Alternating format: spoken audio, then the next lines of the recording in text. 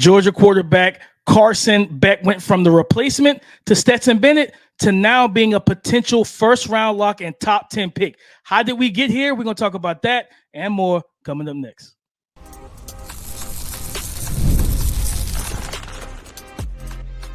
You are Locked On NFL Draft, your daily podcast covering the NFL Draft. Part of the Locked On Podcast Network, your team every day. What's up, Locked On family? Welcome back to the Locked On NFL Draft Podcast, your daily podcast covering your favorite draft prospects, part of the Locked On Podcast Network, your team every day. I'm your boy, Damian Parson. You can find and follow me on X at DP_NFL. I'm a senior draft analyst, and thank you for making Locked On NFL Draft your first listen today and every day. Shout out for being our everydayers. You know, I got to kick this intro to my guy, Mr. LSU himself, Keith Sanchez. You can find and follow him on X at TheTalentCode. You talk to him, baby. What's up, Locked On family? Let's get locked in. This is Keith Sanchez, 2019 national champ, and the other side to this dynamic duo that we like to call the Locked On NFL Draft Podcast. I want to start this podcast by saying shout out to our everydayers. Thank you for tapping in with us each and every single day. DP, we are in this scouting notebook, and we are starting with potentially QB1, Mr. Carson Beck himself. And then we're going to talk about Ohio State. Yes, the Buckeye Nation, man. We're going to TreVeyon Henderson, break down his game and who he is as a running back prospect, because now he has a running mate, DP. You have two running backs to talk about at Ohio State. And then we're going to wrap this thing up with Mr. 6'4", 280-pound himself, Mr. Nick Scouton, transferred from Purdue to Texas A&M. We're going to break down this 280-pound edge rusher, DP. But I want to start at the top, man. Let's talk about quarterback from Georgia, Carson Beck. Is he a first-round lock, right? And that's probably where it's going to be at. And then once he's a first-round lock, the conversation is going to be, he's a top 20 pick, top 10 pick. Is he the number one overall pick, right, overall? So we'll have a conversation. I think it's going to be fun. We think about teams, even in the NFL draft, that post-draft, you look at it and they still need a quarterback, right? And the Giants are a team that come to mind. The Raiders are a team that potentially come to mind, right? So I'm looking at, is he a first-round lock? I want to break down his game first quickly, man. A guy that operated this offense effectively and efficiently. And I love those two terms when I'm talking about a quarterback, right? Because you got to be effective what you're doing. You have to be efficient. When I say efficient, I'm talking about getting through your progressions and then also getting everything out of a play, right? Like if a play breaks down, it's second and 10, pick up 6 yards with your legs, right? Make it 3rd and 4, make it a manageable thing. So he's able to do that. The arm strength is above average to good. You're talking about he has velocity to be able to rip throws. I would say he has a good arm. I think it's a plus level arm at the end of the day. And then you talk about him getting through his progressions. He's able to do that. So you pulled up the numbers, DP, 72.4 completion percentage, 3,900, almost 4,000 passing yards and 28 total touchdowns. I think he had 24 passing touchdowns and another 4 came with his running ability. Just to kind of highlight that, I wouldn't say he's a plus level athlete, but he's a good enough athlete to evade space and make a couple plays with his legs when need be, right? And I think that's probably the baseline now for today's NFL quarterbacks, right? Can you escape pressure? Can you make a play on a run? Talking about the things he needs to improve real quick, DP, is when he gets pressure, I think he needs to start developing that answer, right? Like getting his clock clicking just a little bit sooner, like, hey, I'm getting pressure, get out the pocket, look down the field, make the throw, right? But his accuracy, I would say this, that, and I don't have the stats in front of me, right? Like you may have them via, a PFF or something like that, right? Like his pressure rates and pressure percentages. But I feel like when he got pressured, there were dips in his accuracy overall and dips in his decision-making. And that's where majority of his turnovers came, his overthrows and just making bad decisions, trying to fit it in, in tight situations where there's 2-3, defenders in that particular zone. So I like Carson Beck. I think I will put him as a first round. I put him as a first round quarterback. I gave him a first round grade. I put him as a first round quarterback, but is it a lock? I can't say that. Now, how high can he go? That's where we had a conversation, DP. No, 100%. And to your point, when you talk about under pressure, excuse me, in 2023, he completed 28 of 58, attempts under pressure, 48% completion. He did have, 5 passing touchdowns, but his yards per attempt went down. He had 5, he had a couple of throws that were like turnover worthy, where, like you said, put the ball in harm's way because he's sped up, he's pressured, he's not comfortable. And that's going to be a big talking point for him, because I think when you have Georgia's offensive line, typically 4 or 5-star recruits. Yep, across the board, DP, all 5 of them, baby. And listen, if they have another Darnell Washington, they got a 5-star tight end that could block, right? Exactly. You go from Darnell Washington, you got Brock Bowers, but you got Oscar Delp now, Ben Urosic from Stanford that transferred in. Might see a lot of 12 personnel this year. They typically have a strong run game, multiple receivers. So Georgia's typically one of those schools, like Alabama for a long time, is where you look at the quarterback and you say, okay, I got to extrapolate what you do well that helps this offense, and not how everything around helps you, because that's a part I think in scouting that gets lost, Keith, is that we look at these guys in perfect situations and it's like, man, he's dotting every I, he's crossing every T. Well, yeah, he's sitting back there making the sandwich. He's got no pressure. You know what I'm saying? He's making the smoothie behind him. Everything is copacetic. 7-on-7 football, right? It's 7-on-7 football. And what we know is that most times the higher you go as a quarterback, talking about like the higher you go in the draft, most times it's the worse your team situation is, right? That's most situations. So I can't expect you to duplicate what you've done at Georgia when the way that the team is constructed is totally different, right? You go out, you recruit. If you won national championships, you have high-level recruits. You're playing with other first-round guys all around you. It won't be the same situation. You're going to be asked to uplift that situation, which is a bad situation 9 times out of 10 when you enter the NFL as a rookie. So I think, but I agree with you, and I think that's where the discussion is going to be for Carson Beck, because 24 touchdowns and was it 6 interceptions, I believe. Can he duplicate that? Yes, but if he duplicates that, where does that land him, right? And I thought about some of the quarterbacks in this past draft, right? You talk about J.J. McCarthy, and then I'm trying to think who went after J.J. Bo Nix, right? You had Michael Penix that went before J.J. McCarthy. So if I had to, I would probably put him in the bracket of J.J. McCarthy and Bo Nix right now, as far as you like some of the things which you see, but the same level of concern, and it's not directly the exact same concerns, but the same level of concerns, right, that apply. I could see that with Carson Beck, and if he repeats the same exact thing. Now, if he goes and blows it out of the water, throws for 45 touchdowns, and he has like one of those Joe Burrow type situations where he's escaping the pocket and launching it 50 yards down the field, then you're like, okay, this guy putting his all on his back. But I don't think he's going to be put in that situation to have to do it. No. I mean, when you're playing for Georgia, typically your defense is stout. Kirby Smart, you got a great coach, an elite coach. You got an elite team. So it's hard to be put in those shootout situations. The best, I think, what we saw, who was it? I know that they were tested against Missouri last year for a little bit. Alabama, the SEC championship game. And I watched that one, and I don't have the stats right in front of me, but I know it wasn't a great game for him, but it also wasn't a great game for the entire team, right? Because I was watching wide receivers, and he was trying to fit the ball into covered wide receivers and stuff. So it was that balance of, I can't put it all on him, right? Because some of the receivers weren't getting open, but also is this probably going to be more what you're going to see in the NFL, right? To where, like we said, you're going to be probably going to be in a bad situation. So you're not going to have the greatest wide receivers on the outside and then a really good offensive line. I thought that was probably more of what you're going to see. And then now let's see your playmaking ability and your ability to uplift the situation, right? Yeah, and it's crazy because you mentioned efficiency, and that's something that he really excels with. And I think you can speak to it because you do the deep dive where I want to see him get better. Looking at, and I saw it on tape, the times I watched him, but then the numbers. When targeting 20-plus yards down the field, to his right, he's a right-handed quarterback.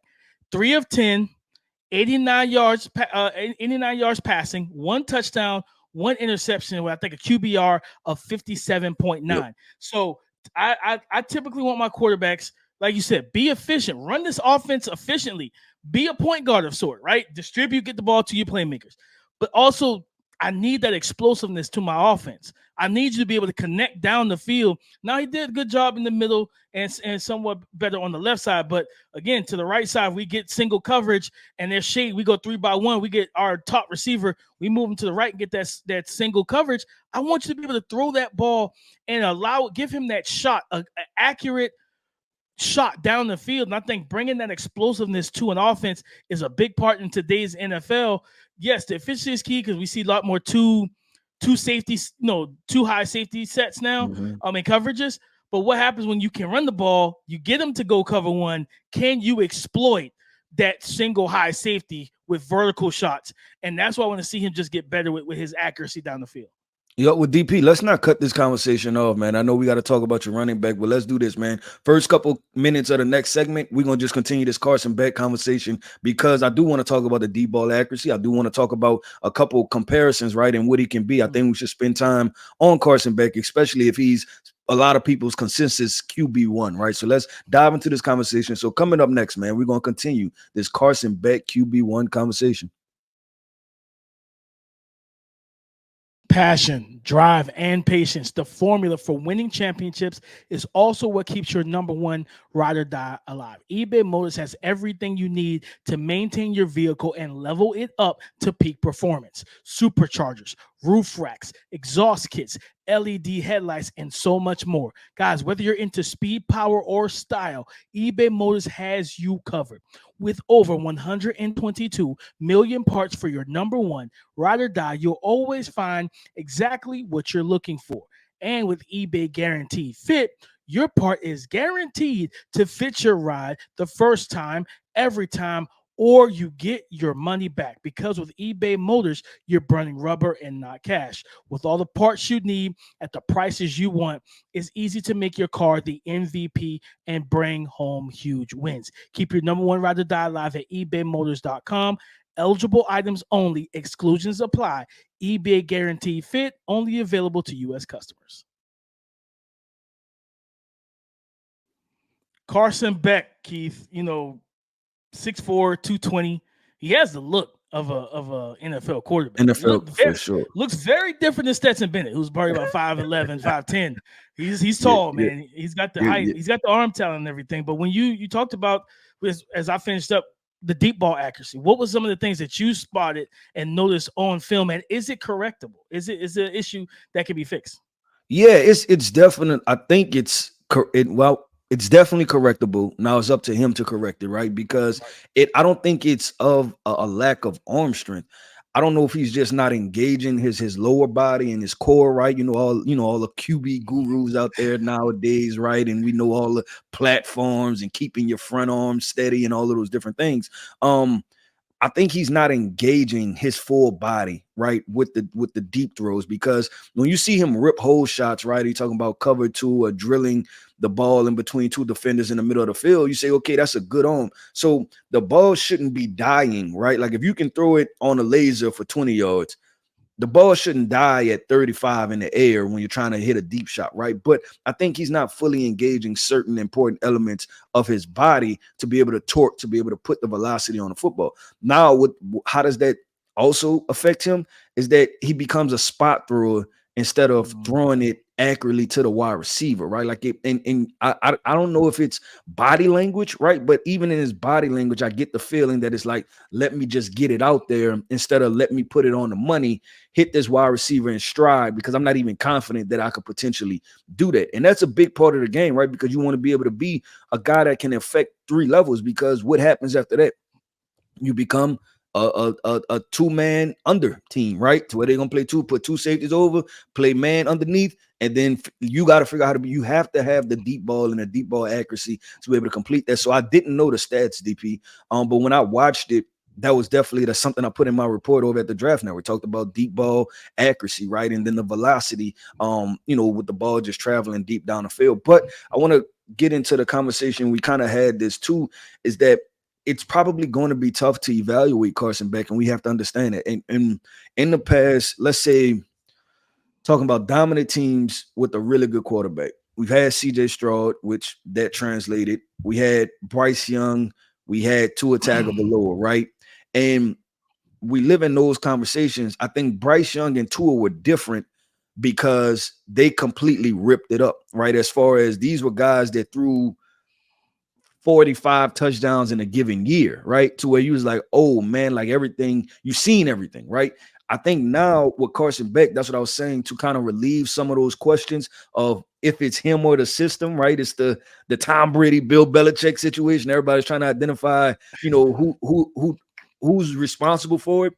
With Carson Beck, he's probably going to have to take that next step to being like, hey, I throw in 35 touchdowns, 40 touchdowns in a year. I can go 5 wide, let it rip, right? To kind of relieve some of that thought process of, man, this Georgia system is just pumping them out. And just talking to the listeners, DP, we were at this point before, like we talked about in those Alabama days when Alabama was rolling from 2009 to probably 2015, right? It was the quarterback we had? Blake Sims, I think. It was AJ McCarron, right? And remember, like AJ McCarron, I forgot what round he was drafted in, but there was some really high level moments from him. And I'm not comparing Carson Beck to him, but what I'm saying is that I feel as though that there's a lot still to flush out with Carson Beck. I like him. I gave him a first round grade, but this year is super important for him. No, 100%. And like you said, he's been that consensus QB1 for a lot of people. And I do get it. The arm talent is there. He's a functional athlete with the mobility to be able to get, like you said, 4 rushing touchdowns. But you see him on 3rd and 8s and 3rd and 10s. You're playing zone or you're playing man, but you don't have, you're typically not going to spy a quarterback like Carson Beck. And then the floodgates open and he takes it right upfield and gets 10, 11 yards and keeps the chains moving and do those type of clutch money down type of plays. But like you said, if you can't consistently hit the deep ball, now don't get me wrong, he threw it better and more so in the middle of the field on those deep crossers, post routes, stuff like that, where it's more space. I always pay attention to how guys target outside the numbers vertically because it's less space to work with. And can you lead that guy or throw it over the outside shoulder to where that defensive back can't make a play on it and your receiver can shield him with his frame? If you can't do that, then you turn into, like you said, a spot thrower, an anticipatory thrower down the field where it's like, you know what? I'm going to throw the alley-oop before my guy takes off and I'm going to just expect my athlete to go make that play. And that's why I kind of look at with him is that there's a lot of upside still with him to grow. And that's why I'm excited for, the second year for him, right? He could have taken the route of saying, you know what, I probably can go top 20 and go in the 2024 NFL draft, but you only have 1 year of starting experience. I'm glad he went back because now it allows him to work on those kinks and those issues in this game that are fixable, that he can apply pressure to, fix those issues and then take his game to that next level to where it's not a conversation of is he a first round lock. Then we're talking, should he be a top 10, top 5 lock? Is he that game changer at quarterback? Yeah, and I think that's what a magnifying glass is going to be now. It's because entering the season, he is a first round lock, I guess you can kind of say. But I think we have to understand that they're like, to whom much is given, much is required, right? What's the saying, DP? Yeah, heavy is the head, that the crown where is the crown. Yeah, there we go, right? And all of those sayings are going to apply for Carson Beck in the sense of the fact of that, okay, now we're not looking at it like in the scope of, oh, he's better than Stetson Bennett, right? Okay, we check that box off. We're not looking at, he's a first round quarterback. Like, okay, now how high can you go? Now the threshold is, can you be a game changer? Can you lead an entire franchise, right? So we've elevated that standard for him. And then now it's going to be like, okay, can he reach to that level? And I think that's going to be the context for Carson Beck moving into the season is he going to be able to prove that? And I think that's going to have a really big part of what his draft stock is and where he goes to. But DP, this is what we're going to transition, baby. This is what we're going to do. I was thinking about it, right? I was game planning. I was doing 2 thoughts at once, right? So this is what we're going to do. We're going to transition into running back TreVeyon Henderson. And if we have to, we're going to push edge rusher Nick Scouton to our next podcast, right? And we're going to start off with the big boy of the tank, Mr. 640, 280 himself. I know he's been going viral on Twitter, what he can provide, leaving Purdue, going to Texas A&M. But I'm excited to talk about TreVeyon Henderson, DP, because we got 3 running backs in the Big Ten, baby. We have Donovan Edwards, we have TreVeyon Henderson, and then we have our guy transferred from Ole Miss up to Ohio State. So we Big Ten has some running backs up there. So coming up next, man, we're going to talk about running back from Ohio State, TreVeyon Henderson.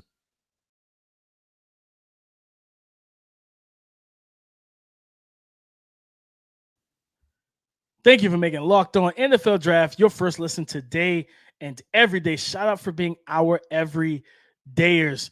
TreVeyon Henderson, Keith, a guy that, I think we both felt the same when it came down to if he entered the 2024 NFL draft, he possibly had a strong case, if not a walk-in, as being RB1 in kind of a down year. Listed at 5'10", 212, 215 pounds, a young man that had a strong season last year, 156 carries, 926 yards, 15 total touchdowns between rushing and passing.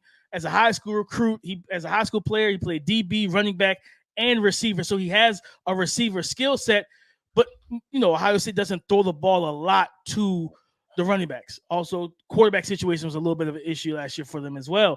And when you look at what he brings to the table, open field elusiveness, patience, vision, great footwork to exchange gaps. He can work the zone game, the gap scheme runs. He's got big play speed. This is a young man that, to me, he can be a legitimate RB1 for an offense. Tote the rock 20 times, have 22 touches at the end of the game, right? As we've seen from the McCaffreys, the Kamaras, those type of backs where it's like we can throw the ball to you, we can run the ball with you. The thing with him as a receiver, I want him to get more reps. They don't throw the ball enough to him. And for me, I think that's kind of decreased his effectiveness as a receiving threat because he can line up in the slot. He can go in motion. He can catch the screen, catch screen passes. Just get him out in space with his athleticism. And he's difficult to tackle one-on-one, where I think I talked about it with Donovan Edwards. I was like, man, if you get him in the alley, right, you might be able to win. If he doesn't beat you up first, like if he doesn't run through you because he is a strong runner, he doesn't really have that wiggle to get around you. When I look at TreVeyon Henderson, it's weird. Yeah, with Donovan Edwards is weird because when you see him, he almost looks like a wide receiver. You would think that he's really elusive. Like you would be like, oh man, this dude's gonna break me down in the open field. DP, TreVeyon, I'm trying to get straight to the point. Let's ask some questions, right? Mm-hmm. So last year I compared him to J.K. Dobbins, right? And interesting comparison. They both come from Ohio State. Probably not the comp that you necessarily want, obviously, because just with the injuries that J.K. has had. I'm looking at the stats, and this is the thing. You started off by saying he had a down year, right? Which was true. It was an increased year from his 2022 season, which I think he got injured, right? His freshman year, he came in with 1,200 yards rushing, right, as a freshman. Then the next year, he had 571 yards. Last year, he had 920 yards, and if I'm not mistaken, he missed 3 to 4 games. So this is a guy, he's healthy, right? He's breaking 1,300 yards as a rusher, and he's potentially RB1 in last year's class. I want to ask this, though, because you mentioned another name. How does he compare to Christian McCaffrey? Not great. Okay. I think Christian McCaffrey, especially the prospect, at Stanford, they used him so much more as a receiver, allow him to develop that route running and different things that we see him do on Sundays now. Stanford let him just be a full weapon for them, where Ohio State doesn't allow him to do a lot of that. And again, I wonder if some of it does have to do with the past 2 years. He's battled injuries. He's had some nagging injuries that's caused him to miss games. He missed 3 games last year. Then the year before, he missed a handful of games and everything where the backups were in and starting, and had the people. A lot of fans were like, "Well, just play Dalen Haddon. Like he's clearly better." And Maya Williams, like you gave those guys opportunity to gain steam in terms of the backfield that you're supposed to own. And now this is going to be the key for me. Is I wonder what kind of role he's going to have now with Quinshon Judkins in Ohio State. Yeah, because Quinshon is a legit running back. Yeah, I have a question. When I asked the Christian McCaffrey comp, are you saying that the usage wise is not comping from college to the NFL, or the skill set is not a comp? Skill set's it's a little different. I think, especially with McCaffrey, much more of a fluid mover. I still think that, TreVeyon's a fluid guy, but Christian McCaffrey just moves so differently, you know what I mean? And it's probably because he was actually built like a receiver at Stanford. He didn't bulk up till he got to the league. Christian McCaffrey was lean, slim, and he looked like a wide receiver. Then he ran routes like a wide receiver. Of course, he, coming from his dad, played receiver, stuff like that. And I think his brother also a receiver, right? So it's in the bloodline. I think with him, I've seen a lot of comps to David Montgomery. And that's not one, and this ain't no shot at David Montgomery. I don't like that comp. Mainly because David Montgomery's more of a thumper, right? Like he was 6 foot 225. Like he's a big guy. Like if I'm not mistaken, total different. Like to me, total different guys. I think Montgomery is going to win with power and contact balance and physicality. Where yes, TreVeyon Henderson, like he will finish runs. Don't get me wrong. He'll run hard. He'll run with power. Has decent contact balance, but his game is more so footwork, pacing, speed. And once he gets in the open field, he can absolutely go. I don't think he's going to be a 4.3 back or nothing like that. I wouldn't be shocked if he does hit that come combine time, but I think he's more of a 4.4 type of guy, but he's got the big play ability. So yeah, I think the David Montgomery comp is I don't see it, to be honest with you, but I've seen it a lot on Twitter from some people, and I'm like, yeah, I don't really think so. Like, what I mean? I don't think they play this. But I really like the J.K. Dobbins one. I think that one fits a lot because not just because they both went to Ohio State, but just the skill sets, how they play. J.K. maybe a little bit more muscle mass or mass on the frame. And that's something I don't know if I would be against TreVeyon doing is bulking up. Like, yeah, you listen at 210, 212, whatever it is. Maybe add 7 pounds of muscle, get up to 220, 218, somewhere in there. And still keep that speed you have without sacrificing that to then also help you with kind of not dealing with these injuries you've been dealing with. Because they've been kind of lower body injuries. I don't think I can't remember if he had a shoulder or not, but like I said, he's a tough runner, very, fluid mover, explosive, can catch the ball back. I mean, in his freshman year, he caught the ball 27 times, 312 yards. He averaged almost 12 yards a catch. And it's like, why did we stop going to that? Like, why do we stop featuring that part of his game on top of the 1,200 yards? So I think this year is going to be Keith. We might. I'm gonna be honest. I'm gonna say this. We might look back on this and say this was a mistake coming back to Ohio State because of the fact that Quinshawn coming in as a bigger frame, more of a thumper in some people's eyes, a guy that can do similar things to you. He's going to limit how much you're on the field, right? Like this is another guy that people had an RB1. If he stayed at Ole Miss, that was going to be your direct competition for RB1. Now he's in your backfield with you. So I do think that this might be a situation where he doesn't get to 1,000 yards. He maybe gets 800-900, you know what I mean? Again, which is fine. And then Quinshawn has 1,000, maybe 1,100. And the roles reverse, and he's now the backup running back instead of being the bona fide starter, which I absolutely could see happening. And that could not tank, but that could hurt your draft stock in 2025 because you don't have the question is going to be, can you be a lead back? And because injuries and then Quinshawn being there, people said, well, we never really saw it. Maybe the freshman year, but we didn't see it after that. Yeah, in the freshman year, they're going to talk about that was 3 years ago, right? I think that's going to be an interesting conversation, DP, because I think both guys are highly skilled, highly talented. And I mean, you look at it from Quinshawn's perspective, right? Ole Miss, in my opinion, was locked and loaded to make the playoffs, right? Especially with 12 teams. Like I feel really comfortable if everything just don't fall off the rails, saying that they're a top 12 team in the entire nation, right? So you could have stayed in position and been the lone guy and got a lot done, right? But we live in the land of transfer portals and NILs, and things change, right? At the end of the day, I think it's gonna be interesting, DB, because I think I would hate to see it not work out for both guys. And I would hope that if we both thought that they were first round prospects coming into the season, or potentially first round guys, and we know there's always not 32 first round guys, but if we thought they had a chance to be top 32 prospects, that at the end of this football season, that Ohio State dials it up to where they both, you know what I'm saying, eat equally, or they're able to showcase themselves equally to where it's like, okay, cool, we still feel the same way. Because it's going to be interesting dynamic, and maybe they plan on running a football like Michigan did, right, with Blake and Donovan Edwards, and they plan on having a two-headed monster. Maybe it's the back. I mentioned one guy, A.J. McCarron, but, remember when they used to have Mark Ingram and give it to Eddie Lacy, then Eddie Lacy ran it, then he handed it to Derrick Henry. Derrick Henry handed it to Bo Scarborough, right? It just didn't stop. So we'll see how that thing goes. But DP, that wraps up another episode, man, of the Locked On NFL Draft Podcast. I want to say shout out to Everydayers. Thank you for tapping in with us, man. These summertime months, as we are going through the scouting notebook, it is fun, man.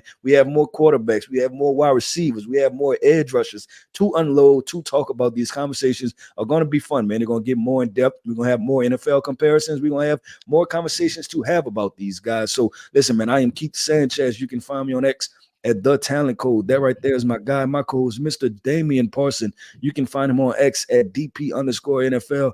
And like we like to say, man, y'all come talk to us because we like to talk back. Go subscribe and follow for free on YouTube, wherever you listen to podcasts, to get the latest episode as soon as it is available.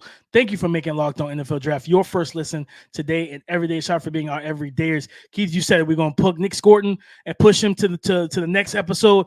I'm going to come with the Houston quarterback, Donovan Smith, a guy that caught my eye during the 2023 college football season. Can't wait to dive into the film and see what the film tells me. What does the eye in the sky say? I'm going to tell you guys all about that on the next episode of Locked On NFL Draft Podcast. So come and join the conversation again tomorrow on the Locked On Podcast Network, your team every day.